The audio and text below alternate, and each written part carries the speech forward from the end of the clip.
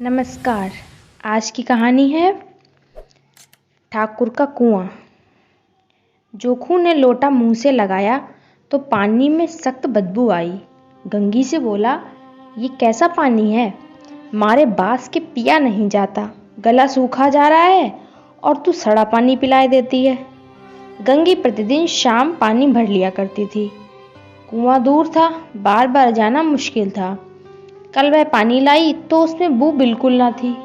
आज पानी में बदबू कैसी? लोटा नाक से लगाया तो सचमुच बदबू थी। जरूर कोई जानवर कुएं में गिरकर मर गया होगा। मगर दूसरा पानी आए कहां से? ठाकुर के कुएं पर कौन चढ़ने देगा? दूर से लोग डांट बताएंगे। साहू का कुआं गांव के उस सिरे पर है, परंतु वहां भी कौन पानी भरने देगा?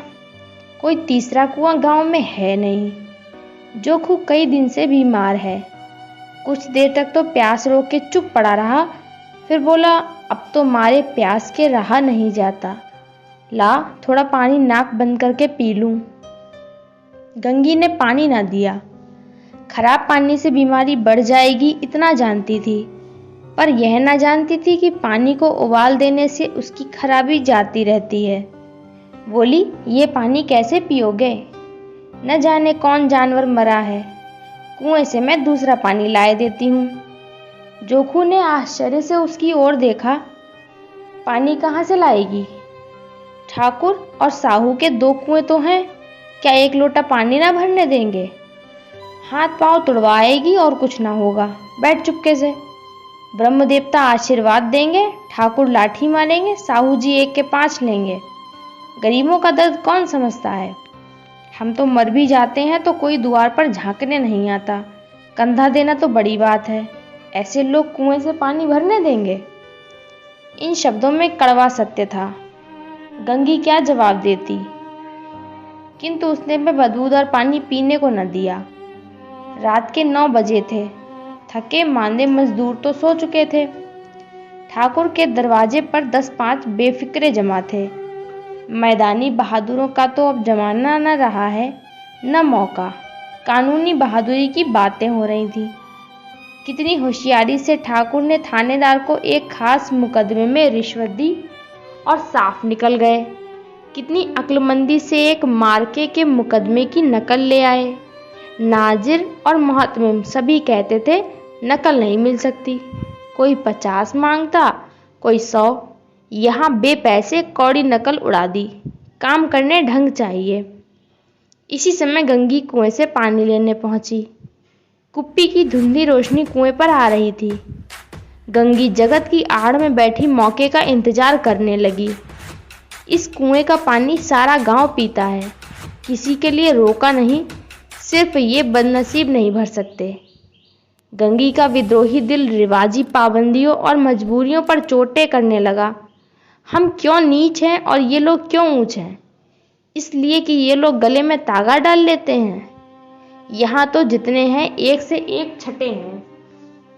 चोरी ये करें, जाल फरेब ये करें, झूठे मुकदमे ये करें।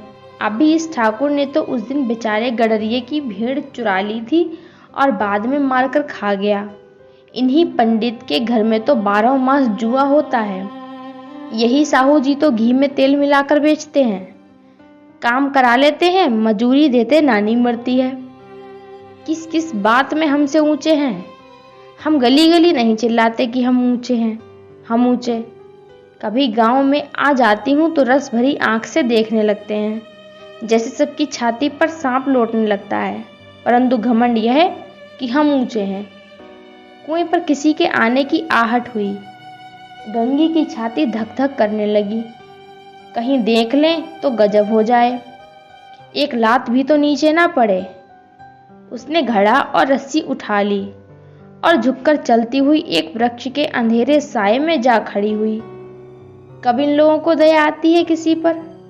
बेचारे महंगू को इतना मारा कि महीनों लहू थूकता रहा, इसीलिए तो कि उसने बेगार न दी थी। इस पर ये लोग ऊंचे बनते हैं। कुएं पर स्त्रियां पानी भरने आई थीं। इनमें बात हो रही थी। खाना खाने चले और हुक्म हुआ कि ताज़ा पानी भर लाओ, घड़े के लिए पैसे नहीं हैं। हम लोगों को आराम से बैठे देखकर जैसे मर्दों को जलन होती है। हाँ, यह तो ना हुआ कि कलसिया उठाकर भर लाते, बस हुक्म चला दिए कि ताज़ा पानी लाओ, जैसे हम तो लौंडिया ही तो हैं। लौंडिया नहीं तो और क्या हो तुम, रोटी कपड़ा नहीं पाती, 10-5 रुपए भी छीन छिपट कर ले ही लेती हो, और लौंडिया कैसी होती हैं।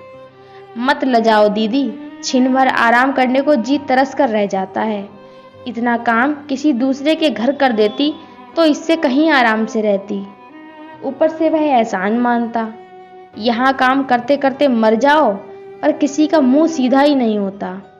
दोनों पानी भरकर चली गईं तो गंगी वृक्ष की छाया से निकली और कुएं की जगत के पास आई। बेफिक्रे चले गए थे। ठाकुर भी दरवाजा बंद कर आंगन में सोने जा रहे थे। गंगी ने क्षणिक सुख की सांस ली। किसी तरह मैदान तो साफ हुआ। अमृत चुरा लाने के लिए जो राजकुमार किसी जमाने में गया था, वह भी शायद इतनी सावधानी के साथ और समझबूझ कर ना गया हो। गंगी दबे पांव कुएं की जगत पर चढ़ी। विजय का ऐसा अनुभव उसे पहले कभी ना हुआ था। उसने रस्सी का फंदा घड़े में डाला, दाएं बाएं चौकन्नी दृष्टि से देखा, जैसे कोई सिपाही रात को शत्रु के किले में सुराख कर रहा हो। अगर इस समय में पकड़ ली गई तो फिर उसके लिए माफ़ी या रियायत की रत्ती भर उम्मीद नहीं। अंत में देवताओं को याद करके उसने कलेजा मजबूत किया और घड़ा कुएं में डाल दिया।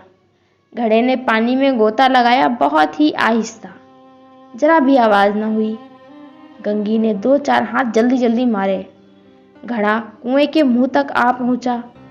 कोई बड़ा शहजोर पहलवान भी इतनी तेजी से ना खींच सकता था। गंगी झुकी कि घड़े को पकड़कर जगत पर रखे कि एकाएक ठाकुर साहब का दरवाजा खुल गया। शेर का मुंह इससे अधिक भयानक न होगा। गंगी के हाथ से रस्सी छूट गई।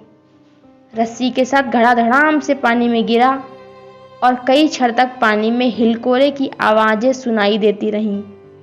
ठाकुर कौन है, कौन है पुकारते हुए कुएं की तरफ आ रहे थे और गंगी जगत से कूदकर भागी जा रही थी। घर पहुंचकर देखा कि जोखू लोटा मुंह से लगाए वही मैला गंदा पानी पी रहा है। ये थी हमारी आज की कहानी ठाकुर का कुआं। आई होप आपको अच्छी लगी होगी। वीडियो को लाइक करें, शेयर करें और चैनल को सब्सक्राइब ज़रूर करें। धन्यवाद। I'll make it happen with some work and belief. Know what I want, so I'll take it on.